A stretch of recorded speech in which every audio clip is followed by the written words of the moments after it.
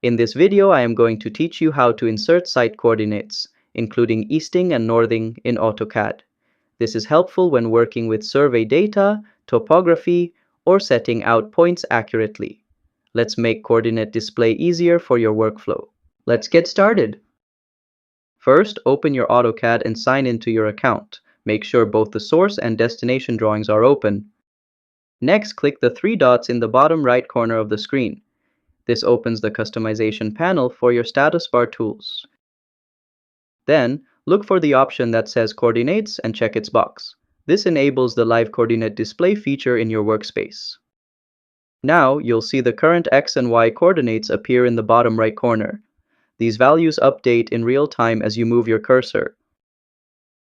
And that's how to insert site coordinates and display easting and northing in AutoCAD.